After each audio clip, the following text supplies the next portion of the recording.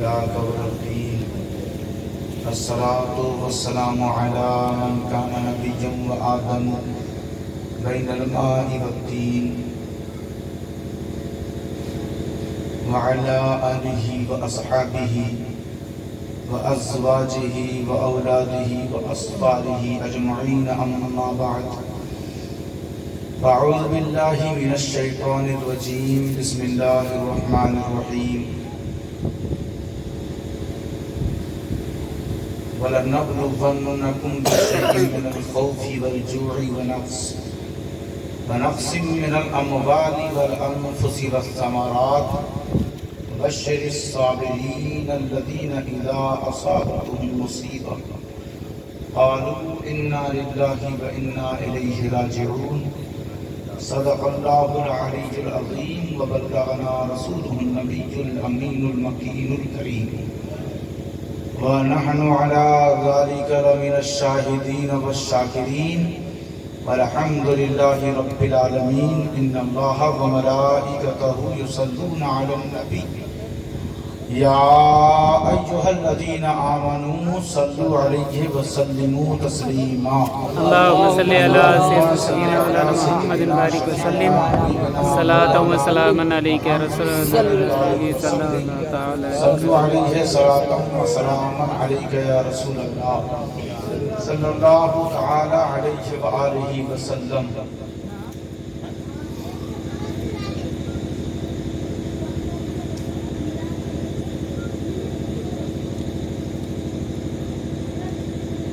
ایک لفظ ہے جسے ہم جشن بولتے ہیں اور دوسرا لفظ ہے جسے ہم ذکر بولتے ہیں اور تیسرا لفظ ہے جسے ہم سوگ بولتے ہیں. سوگ کسی کا شوہر انتقال کر جائے تو اس کی بیوی سوگ مناتی ہے.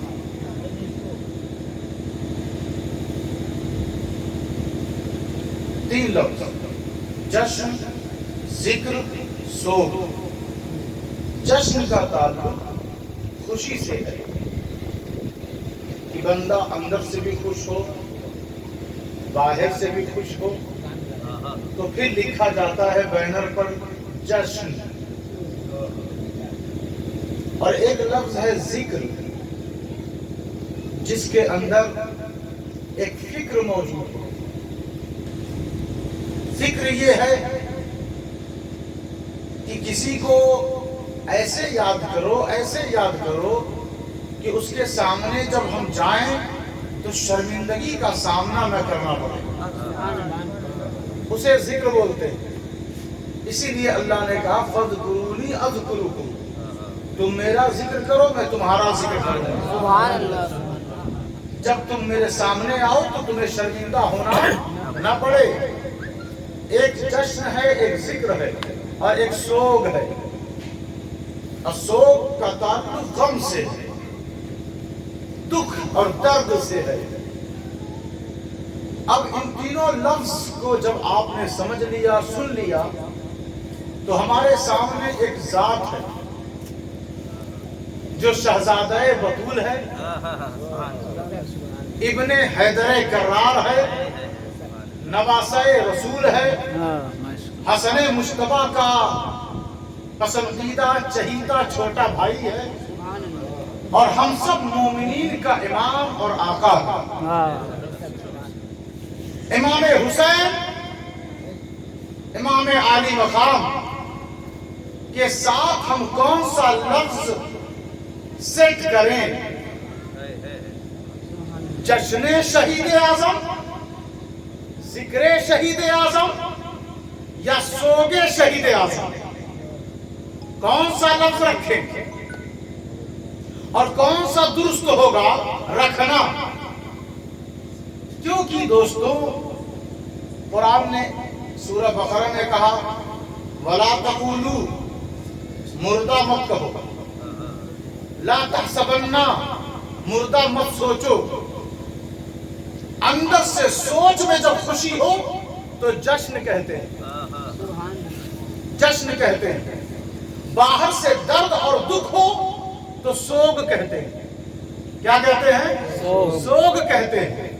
اب ہم نہ سوگ منا سکتے اور نہ جشن منا سکتے، اس لیے کہ بظاہر دنیاوی زندگی سے جو تعلق امام حسین کا ہے، جب تک ان کی ظاہری سانس چل رہی ہے تو وہ ظاہری دنیا میں ہے. پانی بند ہے، ہونٹ سوکھ گئے، کھانا بند ہے، گردن کاٹی جا رہی ہے، درد ہو رہا ہے، لیکن مزہ تو اگلی گھڑی میں ہے. جب تک گردن کاٹی جا رہی ہے درد کا سامنا ہے. تو اب اس وقت ہم امام حسین کے ساتھ ہیں، لہذا ہم جشن منا نہیں سکتے، ہم خوشی منا نہیں سکتے. اب جب گردن کٹ گئی تو قرآن کہتا ہے کہ مردہ کہو مت، مردہ سوچو مت. تو پتا چلا کہ جس کا حسین مر گیا ہو وہ سوگ منائے، وہ روئے، وہ واویلا مچائے. ہمارا حسین تو زندہ ہے، ہمارا حسین تو زندہ ہے. تو دو طبقہ ایسا ہے جو چھٹ گئے. اگر آپ نے غور کیا ہو تو سمجھ میں آ گئی ہوگی بات. پہلا طبقہ جو سوگ مناتا ہے، جو رافضی ہیں، شیعہ ہیں، وہ چھٹ گئے کیونکہ وہ سوگ ہی مناتے ہیں. اپنی پوری زندگی کو سوگ، واویلا، آہو بکا، گریا وزاری، دکھ میں ختم کر دیا. ایک طبقہ ہے جو وہابیت سے اور دیوبندیت سے اس کا تعلق ہے. یہ برمنا علی اعلان کہتے ہیں کہ حسین مردہ ہے، حسین مردہ ہے، معاذ اللہ.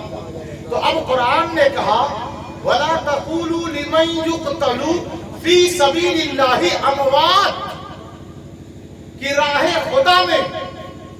اچھا راہ خدا ہے کیا؟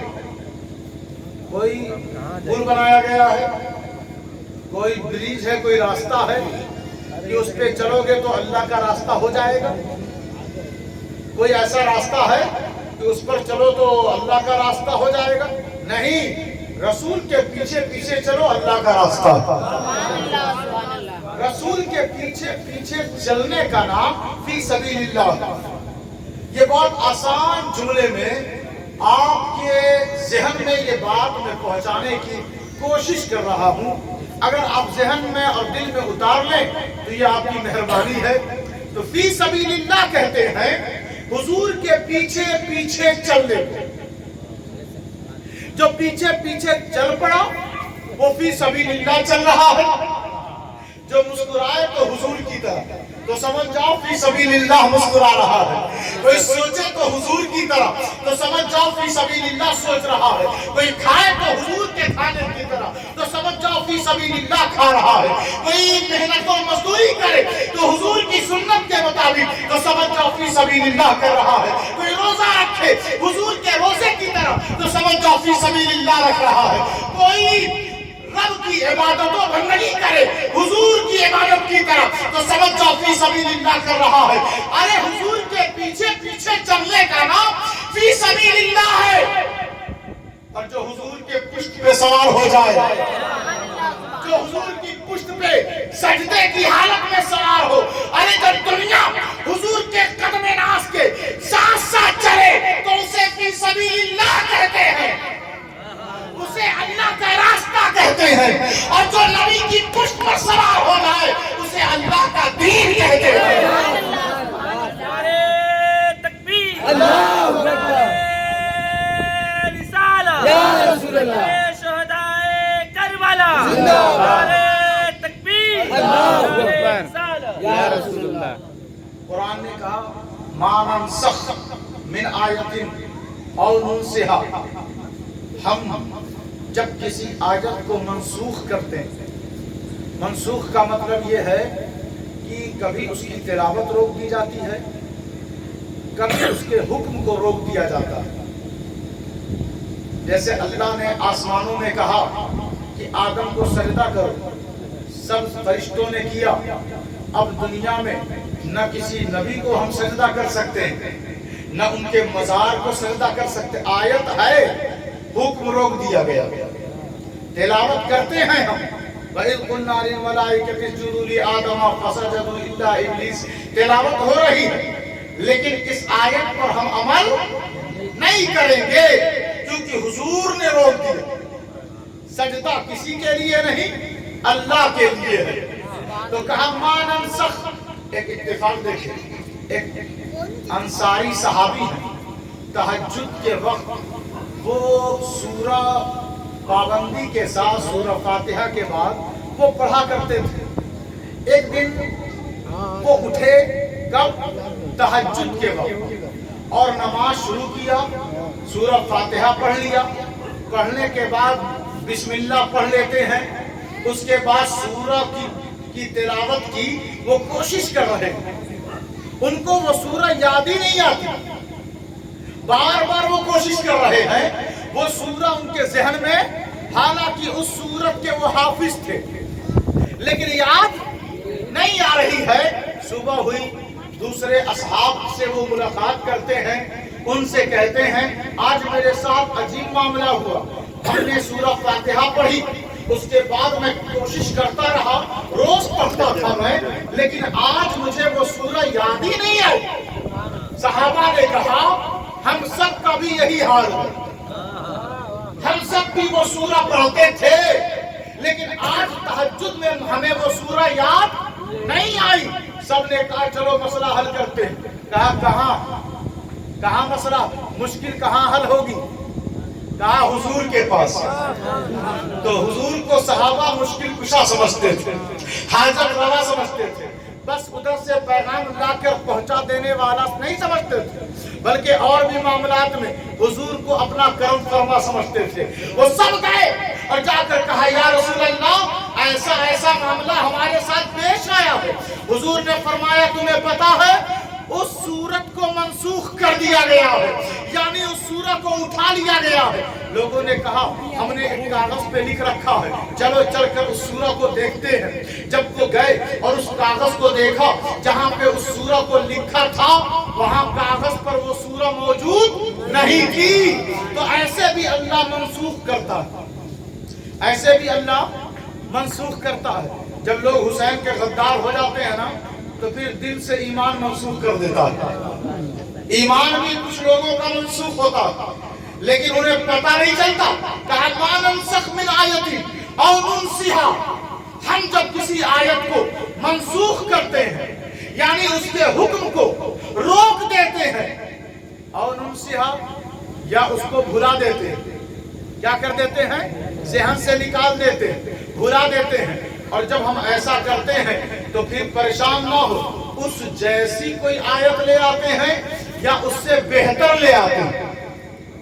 اے امت محمدیہ پریشان مت ہو, میں اپنے کلام سے تمہیں محروم نہیں رکھوں گا, کیونکہ تمہارے درمیان میرا محبوب رہتا ہے. جہاں جہاں محبوب وہاں وہاں محروم نہیں, اور جہاں جہاں محبوب نہیں وہاں وہاں محروم بندے ہو جاتے ہیں. کہاں جہاں جہاں میرا محبوب ہے وہاں وہاں میں اپنے کلام سے تمہیں محروم نہیں رکھوں گا. اس جیسی کوئی آیت لے آؤں گا یا اس سے بیسٹ لے آؤں گا. کربلا میں ایک اللہ کی نشانی ہے, جو مدینہ اور مکہ, عراق, کوفہ ہوتے ہوئے خیمہ زن ہے. کرب و بلا کی دھرتی پر جو مصیبت والی زمین ہے, جو تکلیف والی زمین ہے, وہاں پر آپ نے خیمہ لگایا اور کنارے کنارے خندق کھدوا دیا اور آگ لگا دی. سامنے نہر فرات ہے جو جوش مار رہا ہے, اس کے کنارے کنارے ابن سعد کے 400 فوجی پہرا لگائے ہوئے ہیں کہ پانی نہیں دیں گے, پانی نہیں دیں گے. حضرات محترم حضرت علی اکبر کو امام عالی مقام نے فرمایا جاؤ دیکھو, جائزہ لو میدان کارزار کا, ذرا جائزہ لے کر آؤ. بتاؤ مجھے کہ کیسا ماحول ہے جب حضرت علی اکبر رات کی تاریکی میں خیمے سے باہر آتے ہیں، دیکھتے کیا ہے؟ نہر فرات کے کنارے کنارے تلوار چمک رہی ہے، یزیدیوں کی تلوار چمک رہی ہے، اور بیچ میں کوئی خاتون ہے جو پردے سے ہیں اور کربلا کی دھرتی پر بیٹھ کر وہ کنکر چن رہی ہے اور اپنے تھیلے میں رکھ رہی ہے۔ وہ جائزہ لے کر ادھر ادھر دیکھ کر وہ اندر تشریف لاتے ہیں اور کہتے ہیں ابا حضور ہم نے دیکھا کہ نہر فرات کے کنارے یزیدیوں کی تلوار چمک رہی ہے۔ کہا بیٹا اور کیسا ماحول ہے، اور کیا دیکھا؟ کہا بابا اس میدان میں، اس گراؤنڈ میں ایک خاتون ہے، ایک بی بی ہے جو پردے سے ہے۔ اہل بیت کی پہچان پردے سے ہے۔ جو بی بی فاطمہ سے محبت کریں ان کو چاہیے کہ اپنے گھروں میں پردے کا ماحول بنائیں۔ میدان میں ہے وہ، پردے سے ہے۔ امام علی مقام سن کر رونے لگے، آنسو بہنے لگا۔ کہا بابا کیا ہوا، کیوں آپ رو رہے ہیں؟ کہا بیٹا وہ عورت کوئی اور نہیں، میری ماں فاطمہ الزہرا ہے، میری ماں ہے۔ حضرات محترم جب امام حسین سوئیں تو ہر وقت نانا کی زیارت ہو، نانا تسلی دے، بیٹا پریشان مت ہونا۔ ایک دن امام علی مقام سوتے ہیں، جب آپ مدینے سے نکل رہے تھے نا وہاں سوئے تو نانا کی زیارت ہو رہی ہے۔ جس جگہ پر آپ آرام کر رہے ہیں نانا کی زیارت ہو رہی ہے، اور جب آپ کربلا میں آئے تو نانا تشریف لائے اور کہا اللہم آتی الحسین صبرا و اجرا، اے اللہ میرے حسین کو صبر اور بہت زیادہ اجر عطا فرمانا۔ ارے نانا جس کے لیے خود نبی دعا فرما دے، جس کے لیے خود دعا فرما دے، جس کے لیے دعا فرمائے۔ میں ایک بات کہوں، دیکھیں قرآن نے کہا کہ صبر کرنے والوں کو بشارت دے دیجئے، خوشخبری سنا دیجئے۔ خوشخبری اللہ کے رسول سے اللہ نے یہ کہلوایا جو بھوک پر، جو خوف پر، جو مال کے نقصان پر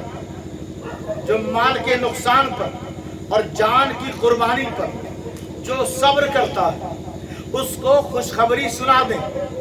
اب جو لوگ ایسا صبر کریں گے حضور کی خوشخبری اس کے لیے، حضور کی مبارکباد اس کے لیے۔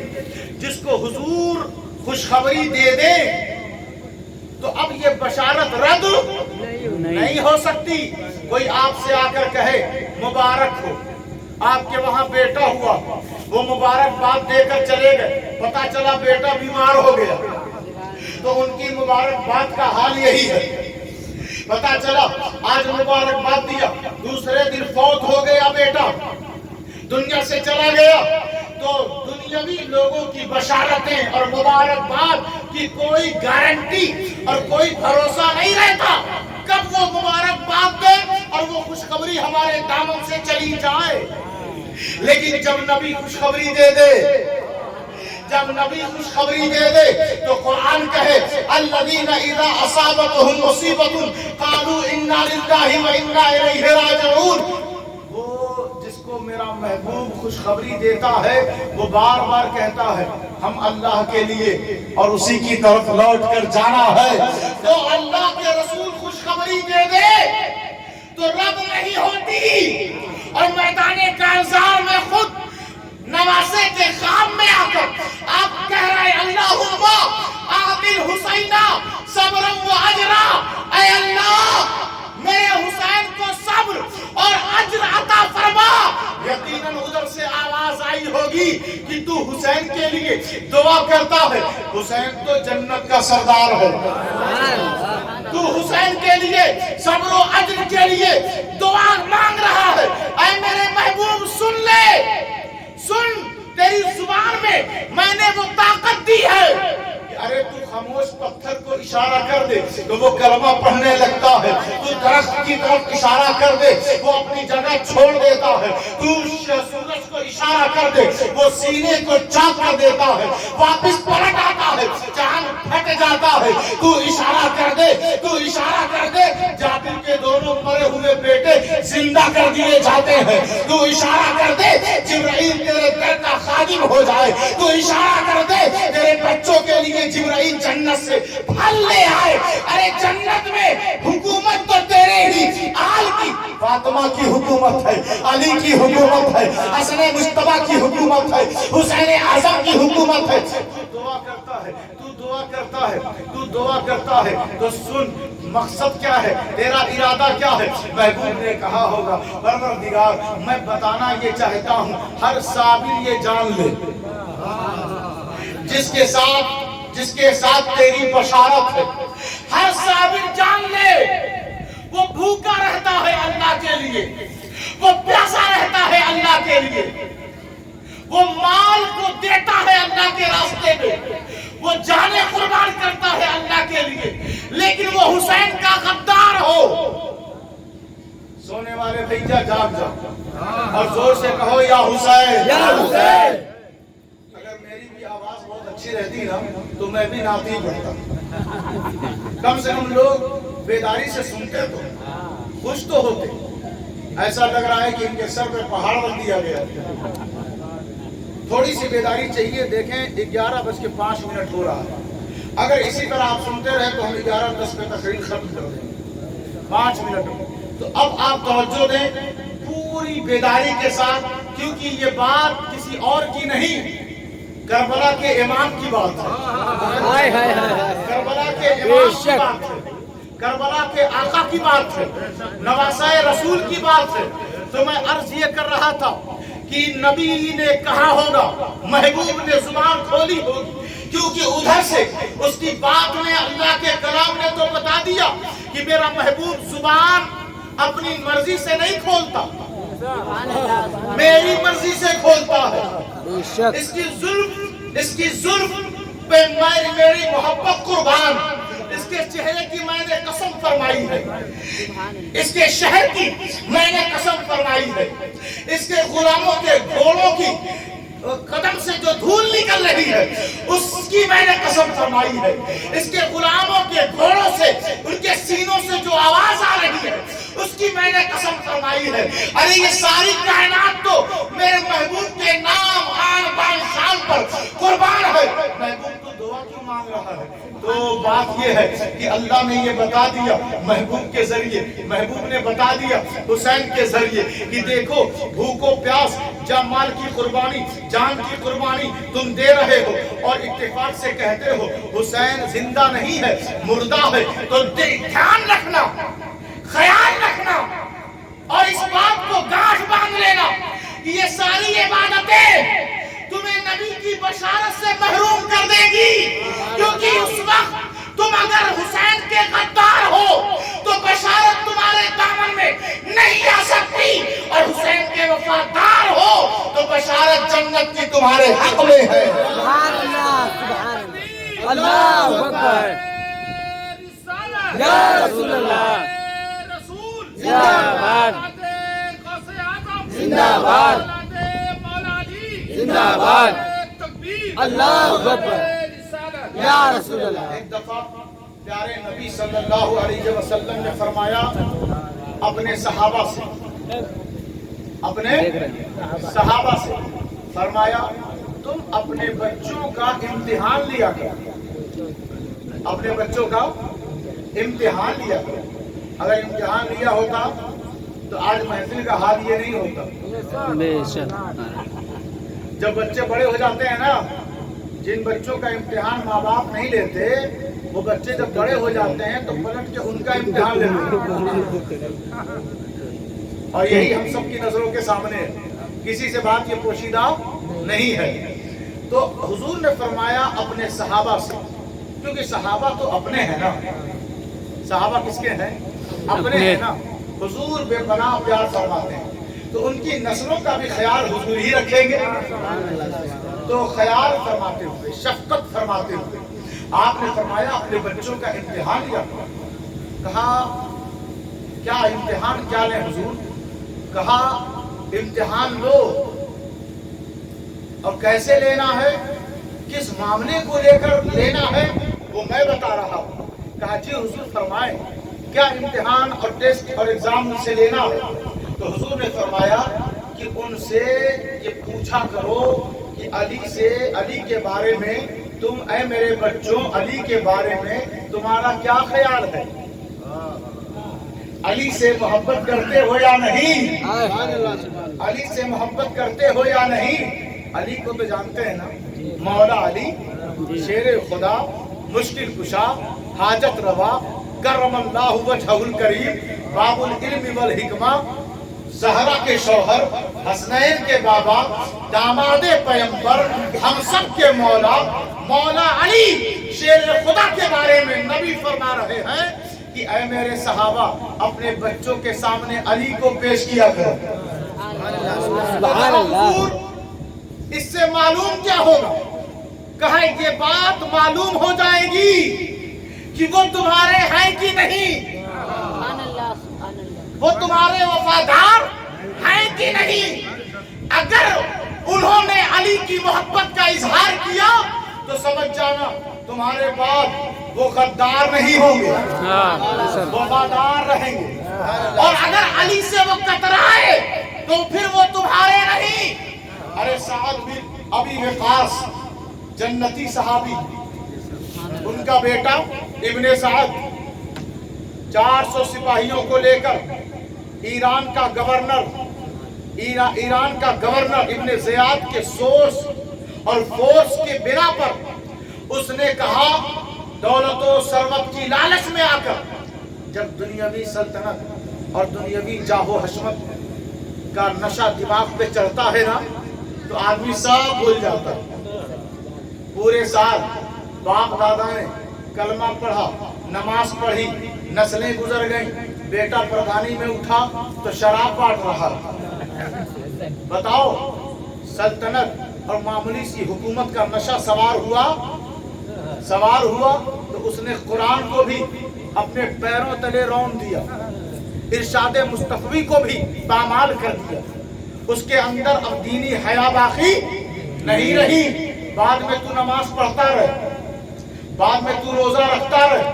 ارے جب اسلام نے، رسول نے منع فرما دیا، شراب پینا حرام، شراب بیچنا حرام، شراب خریدنا حرام، اب یہ سب کرنے والے بولے یا حسین، نماز چھوڑنے والے بولے یا حسین، روزہ نہ رکھنے والے بولے یا حسین،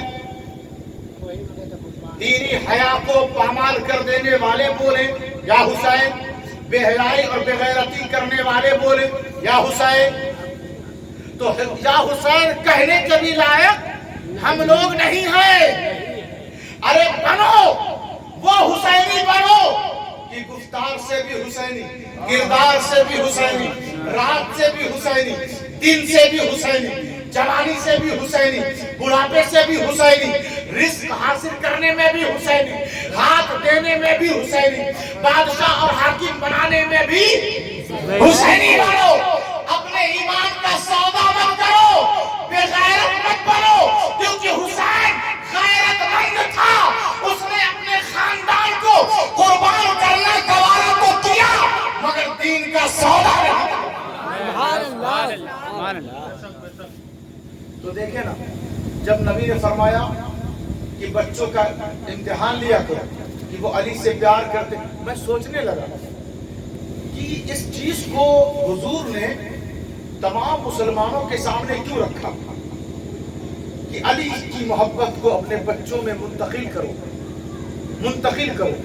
ادبوا اولادکم، اپنے بچوں کو ادب سکھاؤ۔ کس کا؟ حب و نبی کی کو، اپنے نبی کی محبت کا، اور نبی کی آل کی محبت کا ادب سکھاؤ اپنے بچوں کو۔ اور لاسٹ میں فرمایا کہ قرآن کی قرأت کا ادب سکھاؤ اپنے بچوں کو۔ تو قرآن کی قرأت ایمان ہے یا عمل؟ بولے نا، قرآن کی قرأت، قرآن پڑھنا ایمان ہے یا عمل؟ ارے بولے، عمل ہے کہ ایمان؟ عمل ہے۔ قرآن پڑھنا عمل ہے۔ اگر قرآن پڑھنے کو ایمان قرار دو گے تو بہت سارے ہندو مومن ہو جائیں گے، بہت سارے یہودی مومن ہو جائیں گے، بہت سارے عیسائی مومن ہو جائیں، آپ سے زیادہ تو غیر قرآن پڑھ رہے ہیں، آپ تو صرف قرآن خوانی، آپ تو صرف قرآن خوانی، وہ بھی 3 4 5، باقی تو ناشتہ کرنے آتے ہیں اور تلاوت کے ٹائم وہی فجر کے نمازی تلاوت کرتے ہیں۔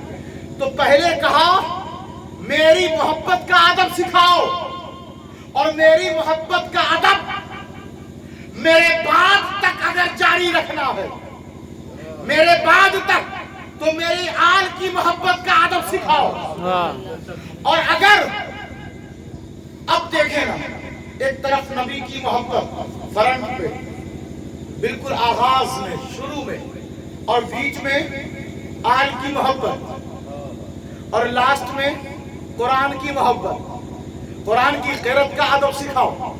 تو ایک طرف ہے قرآن، ایک طرف ہے نبی، اور بیچ میں ہے اہل بیت، پنجتن پاک، علی ہیں، فاطمہ ہیں، حسن ہیں، حسین ہیں، ادھر ہے نبی، ادھر ہے قرآن۔ نبی نے شروع میں حفاظت کی ہے اہل بیت کی، اور قرآن لاسٹ میں کر رہا ہے حفاظت اہل بیت کی۔ اب ذرا سوچے، غور کریں، امام حسین جب قرآنی پیغام پر یزید نے حملہ کیا، قرآن کہہ رہا ہے فَلَا تَقُلْ لَهُمَا اُفٍّ وَلَا تَنْهَرْهُمَا، ماں باپ کو جھڑکو مت۔ کون کہہ رہا ہے؟ قرآن کہہ رہا ہے۔ قرآن کہتا ہے وَبِالْوَالِدَيْنِ إِحْسَانًا، اپنے ماں باپ کے ساتھ نرمی برتو۔ کون کہہ رہا ہے؟ قرآن کہہ رہا ہے۔ اور یزید نے ماں کے ساتھ نکاح کرنے کو جائز کہہ رہا ہے،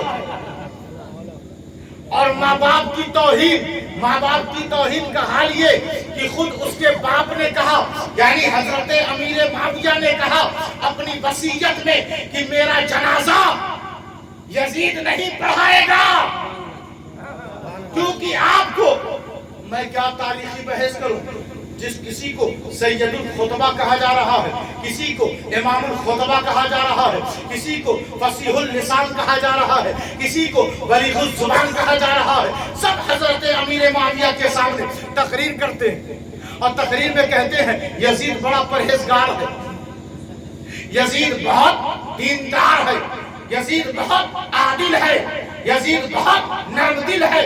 تقریر کر کے درہم و دنانیر کے لیے، اشرفی کے لیے، پیسے کے لیے تقریر کر کے حضرت امیر معاویہ کو متاثر کیا جا رہا ہے، اور عراق ہو، کوفہ ہو، بصرہ ہو، ملک شام ہو، سبھی نے یزید کے ہاتھ پر ہاتھ دے دیا، بیعت کر لی۔ تو حضرت امیر معاویہ کو لگا کہ یزید واقعی میں درست ہو گیا، لیکن جب ان کی وصیتوں کو اس نے پامال کر دیا اور اہل بیت کے خلاف ہو گیا، آخر وقت میں جب ان کو پتا چلا تو آپ نے 2 پوٹلی کھائلہ منگوایا، کہا لاؤ، کہا حضور اس میں کیا ہے؟ کہا ایک میں میرے نبی کا بال ہے،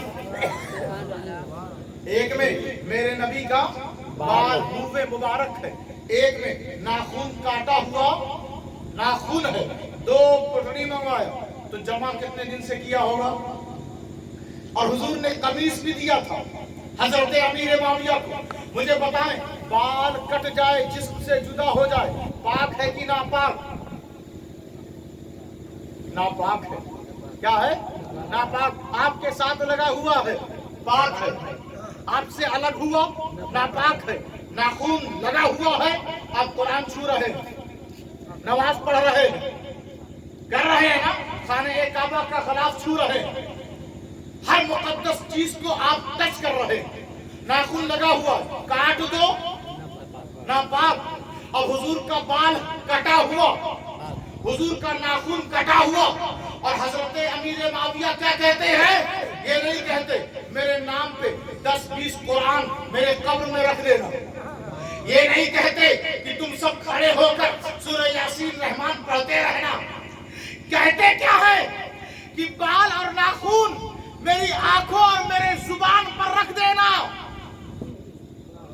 کیونکہ اللہ کو، منکر نکیر کو، میرے محبوب کی بال میرے محبوب کے بال اور ناخون کی بڑی حیا ہے، بڑی حیا ہے۔ ان کے اس ناخون اور بال کے ذریعے امیر معاویہ بخش دیا جائے گا۔ اور وصیت کی میری نماز جنازہ یزید ہرگز نہ پڑھائے۔ تو بتاؤ ولی کے گھر میں شیطان پیدا ہوتا ہے کہ نہیں؟ ہوتا ہے نا؟ آپ بڑے سیدھے سادے، بیٹا بڑا بدتمیز، سارے گاؤں کے لوگ کہتے ہیں، کوئی کہے کہ اس کا باپ بہت کمینہ آدمی ہے تو سارے گاؤں کے لوگ کہیں گے ایسے مت کرو، وہ بیچارہ بڑا سیدھا، بڑا اچھا، ہنس کے ملتا، پیار کی بولی بولتا، یہ بدتمیز ہے، پتہ نہیں کس کو پڑ گیا، لگتا ہے اپنے ماموں کو پڑ گیا، پتہ نہیں کس کو پڑ گیا۔ سارے گاؤں کے لوگ بولتے ہیں نا، اگر شریف النفس باپ ہو تو سب اس کی تعریف کرتے ہیں اور کہتے ہیں اس کا بیٹا شرارتی اور بدتمیز ہے، اس کا باپ ایسا نہیں، تو پھر یہ کیوں نہیں کہتے کہ یزید پلید ہے؟ امیر معاویہ صحابی ہے، عادل ہے، جنتی ہے، کاتبان وحی میں ان کا نام اور شمار ہے۔ کبھی بھی حضرت امیر معاویہ کی توہین مت کرنا، توہین مت کرنا، یزید پہ لعنت بھیجتے رہو، وہ غدار ہے۔ تو میں عرض یہ کر رہا تھا دوستوں، کیا بات ہو رہی تھی؟ اب آخری بات ذرا آپ توجہ سے سن لیں۔ حضور نے یہ ماحول بنایا کہ میرے بعد میری امت کے کچھ افراد میری آل پر ظلم کریں گے، میرے نواسے کو شہید کریں گے، تو آپ نے یہ کہہ دیا علی کی محبت کو عام کر دو، علی کی محبت کو عام کر دو۔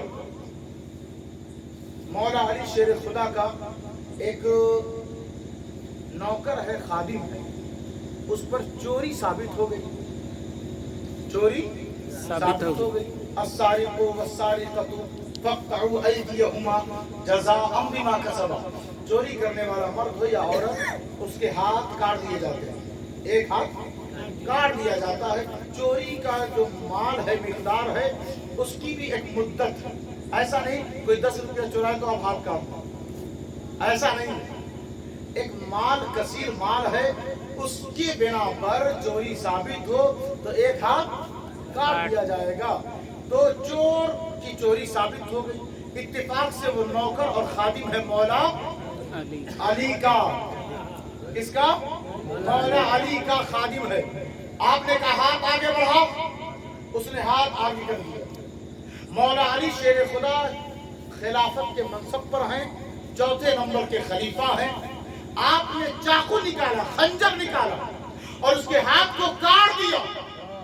ادھر اس کا ہاتھ کٹ رہا ہے اور ادھر مولا علی کی آنکھوں سے آنسو گر رہا ہے۔ وہ کٹا ہوا ہاتھ لے کر چلا گیا۔ راستے میں حضرت سلمان فارسی ملے، کہا کیا ہوا؟ کہا ہاتھ کٹ گیا۔ علی نے کاٹا؟ کہا ہاں علی نے کاٹا۔ تو کیا تو ان سے ناراض ہو گیا؟ کہا نہیں، وہ تو اگر میری گردن بھی کاٹ دیتے میں ناراض نہیں ہوتا، میں غلامی ہو تو ایسی ہو، فرما برداری ہو تو ایسی ہو۔ سلمان فارسی چلے آئے، مولا علی رو رہے تھے۔ کہا حضور کیا ہوا؟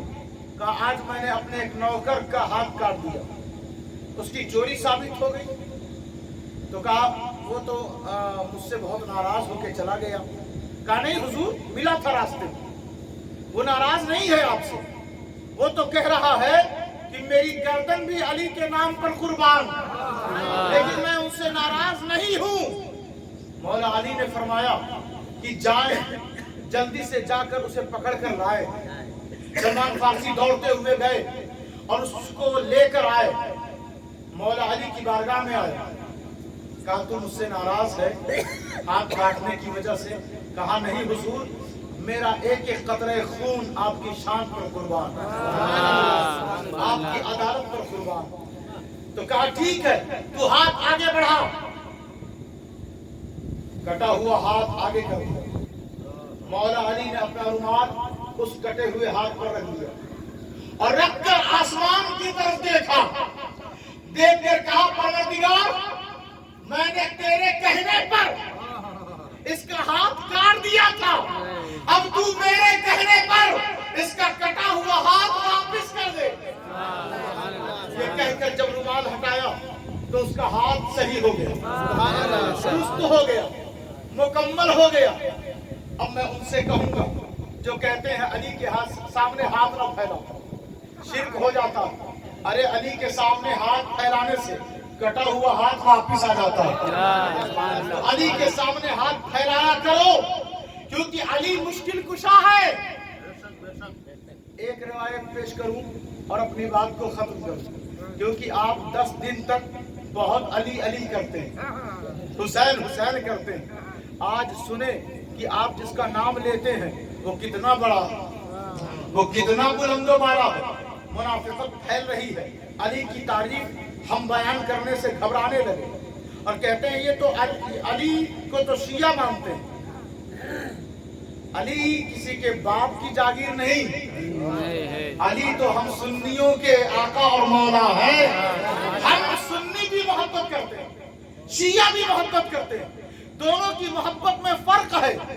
وہ محبت کرتے ہیں اپنی مرضی سے، ہم محبت کرتے ہیں علی کی مرضی سے۔ اب دیکھیں آپ، ایک آیت کریمہ ہے، وَادْخُلِ الْبَابَ سُجَّدًا وَقُولُوا حِطَّةٌ نَغْفِرْ لَكُمْ خَطَايَاكُمْ وَسَنَزِيدُ الْمُحْسِنِينَ کی ایک آیت آئی بنی اسرائیل کے بارے میں، حضور کے اوپر نازل ہوئی، اور آیت کہہ رہی ہے کہ موسیٰ کی قوم نے گناہ کر لیا تو اللہ نے ایک دروازہ بنوایا اور کہا کہ آپ کی امت اس سے گزرتی جائے گی، ان کے گناہ معاف ہوتے جائیں گے۔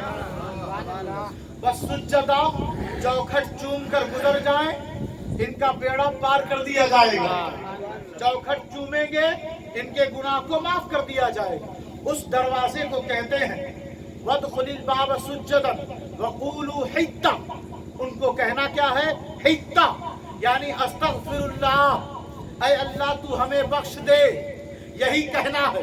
تو اس دروازے کا نام پڑ گیا باب حطہ۔ کیا پڑا؟ باب حطہ۔ صحابہ وہ آیت لے کر حضور کے پاس آئے اور کہا یا رسول اللہ، موسیٰ کی قوم گناہ کرے تو ان کے لیے اللہ نے دروازہ بنایا، باب حطہ رکھا، بس گزر جاؤ، چوکھٹ چوم کر بخش دیے جاؤ گے۔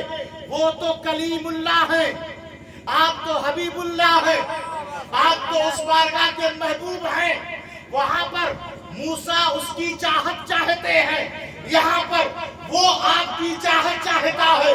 بتائیں صحیح، اس آیت کے نظریے سے اور اس آیت کے تناظر میں آپ کی امت میں بھی کیا ایسا کوئی دروازہ ہے کہ جب امتی گناہ کرے اور اس دروازے سے گزر جائے تو بخش دیا جائے؟ حضور محفل میں تشریف فرما ہے، صحابہ آیت لے کر آئے ہوئے ہیں، پوچھ رہے ہیں موسیٰ کے قوم میں یہ دروازہ ہے، آپ کی امت میں کوئی ایسا دروازہ کیا ہے؟ تو حضور نے اپنے چہرہ انور کو اپنے بائیں جانب کیا اور غور سے دیکھا۔ سارے صحابہ بھی ادھر دیکھنے لگے، سارے صحابہ بھی ادھر دیکھنے لگے، حضور بھی دیکھ رہے ہیں اور صحابہ خاموش ہیں۔ دیکھیں یہ فرماتے کیا ہیں؟ سب جان گئے کہ یہ کس کو دیکھ رہے ہیں، کیونکہ حضور کا چہرہ ادھر ہے اور ادھر بیٹھا کون ہے؟ حضور فرماتے ہیں یا علی انت باب حطہ، اے علی تو وہ باب حطہ ہے میری امت میں۔ علی وہ دروازہ ہے کہ جب آدمی کوئی گناہ کر لے حضور کی امت میں تو علی کی محبت میں گزر جائے، اس کے سارے گناہ کو اللہ معاف کر دیتا ہے۔ اللہ اکبر، یا رسول اللہ، یا علی، یا علی، اللہ علی ہے۔ نجف اشرف میں با اختلاف روایت، ہمارے پاس اتنا پیسہ نہیں، اس گاؤں کے لوگ بڑے غریب ہیں، کیسے کیسے اپنا گزارا کرتے ہیں، اب اتنی دور جائیں گے کیسے؟ تو اب نبی نے کہا علی جو دروازہ ہے، دروازہ اس کا بڑا چھوٹا نہیں ہے، بہت بڑا ہے، اس کی چوکھٹ بہت دور تک پھیلی ہوئی ہے۔ کہا تم رہنے والے کہاں کے ہو؟ کہا حضور ہم بغداد کے رہنے والے ہیں۔ تو کہا وہاں پر علی کا دروازہ ہے، باب حکتا ہے. کہا کہاں؟ کہا عبد القادر جیلانی کی چوکھٹ چوم لو، چوکھٹ چوم لو. اچھا تم کہاں کے رہنے والے ہو؟ حضور ہم بھی غریب ہیں. ارے رہنے والے کہاں کے ہو؟ کہا حضور ہم اجمیر کے رہنے والے ہیں. کہا اجمیر کے علی کا دروازہ، علی کی چوکھٹ وہاں بھی ہے، اجمیر غریب نواز کے چوکھٹ کو چوم لو، علی کے دروازے کو چوم لو گے. کہا تم کہاں کے ہو؟ کہا حضور ہم اجمیر کے نہیں، اجمیر جا نہیں سکتے. کہا ہو کہاں کے؟ کہا مہرولی کے ہیں. کہا وہاں پر خواجہ قطب الدین بختیار کاکی ہے، وہاں چوکھٹ چوم لو گے، علی کی چوکھٹ چوم لو گے. تم کہاں کے ہو؟ کہا حضور ہم دہلی کے ہیں. کہا وہاں پر محبوب الہی کی چوکھٹ ہے، چوم لو گے، علی کی چوکھٹ چوم لو گے. تم کہاں کے رہنے والے ہو؟ کہا حضور ہم کچھوچا کے، ہم فیض آباد کے. کہا وہاں کے ہو؟ جاؤ سید اشرف کی چوکھٹ چوم لو، علی کی چوکھٹ چوم لو گے. اچھا تم کہاں کے رہنے والے ہو؟ کہا ہم غازی پور کے رہنے والے ہیں. کہا دھاوا شریف سید ابو الغوث کرم دیوان کی چوکھٹ چوم لو، علی کی چوکھٹ چوم لو گے. ہم نے جب چوکھٹ چوما نا، ایک شخص نے کاندھے پہ ہاتھ دیا، کہا چوکھٹ چومنا شرک ہے. کہا چوکھٹ چومنا شرک ہے. ہم نے کہا ارے ظالم، تو پھر اس آیت کو ہمت ہے تو قرآن سے نکال دے. وَادْخُلِ الْبَابَ سُجَّدًا. موسیٰ کی قوم ایک دروازے کو چومنے اور اس سے جھک کر، سجدہ جھک کر گزرنے کے لیے اللہ کہہ رہا ہے. قرآن آج تک شاہد ہے جب موسیٰ کے بنائے ہوئے دروازے سے جھک کر جانا جائز ہے تو حضور کے بنائے ہوئے دروازے کو جھک کر چومنا کیسے ناجائز ہو سکتا ہے؟ یہی وجہ ہے کہ ہم سنی چوکھٹ چوم کر اندر جاتے ہیں، چوکھٹ چوم کر اندر جاتے ہیں تو علی وہ دروازہ ہے. اب ذرا دیکھیں، غور فرمائیں، امام حسین تو علی سے نہیں ملتے، وہ تو نبی سے ملتے ہیں. ان کا چہرہ دیکھو نبی کے چہرے کی طرح، ان کی زلف دیکھو نبی کی زلف کی طرح، ان کے قد و قامت کو دیکھو نبی کے قد و قامت کی طرح، ان کی زبان کی فصاحت و بلاغت کو دیکھو نبی کی فصاحت و بلاغت کا اثر دکھتا ہوا نظر آتا ہے. اب قرآن نے کہا ماں باپ کی عزت کرو، قرآن نے کہا ماں باپ کی عزت کرو، شراب مت پیو، قرآن نے کہا ماں بہن بیٹیوں کو عزت دو، قرآن نے کہا، قرآن کہتا جا رہا ہے، حسین کرتا جا رہا ہے. قرآن نے کہا نماز قائم رکھو، حسین نے قائم رکھا. قرآن نے کہا زکات دیتے رہو، حسین زکات دیتے رہے. قرآن نے کہا اللہ کے احکامات اور دین کا پیغام دیتے رہو، حسین دیتے رہے. کہا اسلام کے اندر مٹھاس اور حلاوت اپنے خون سے پیدا کرو، حسین کرتے رہے. قرآن نے جو کیا حسین کرتے رہے، قرآن نے جو کہا حسین کرتے رہے. لیکن جب حسین کی گردن کٹ گئی تو ہم نے قرآن کی طرف رخ کر کے کہا کہ حسین نے جو کچھ اب تک کیا ہے وہ تیرے کہنے پر کیا ہے، اب تو کیوں خاموش ہے؟ تو کب بولے گا؟ تو قرآن کہتا ہے حسین کو اب مردہ مت کہنا، حسین کو اب مردہ مت کہنا، حسین کو کبھی مردہ گمان مت کرنا. ارے حسین کربلا میں بھی زندہ تھا، 10 محرم شہادت کے بعد بھی حسین زندہ تھا. ہر ہجری، ہر تاریخ، ہر مہینے میں حسین زندہ تھا اور آج بھی حسین زندہ ہے، قیامت تک حسین زندہ رہے. اللہ تبارک و تعالی ہم سب کے یہاں بیٹھنے کو قبول فرمائے، ہم سب کے آنے کو قبول فرمائے، ہم سب کے سننے کو قبول فرمائے. حسین اعظم کی محبت میں وقت دینے کو قبول فرمائے. ہم سب کے دلوں میں حیا اتار دے، ایمانی نظر اور قوت عطا فرما دے. امام عالی مقام کا صدقہ تمام کو عطا فرما. وما علینا الا البلاغ المبین. کھڑے ہو کر سلام.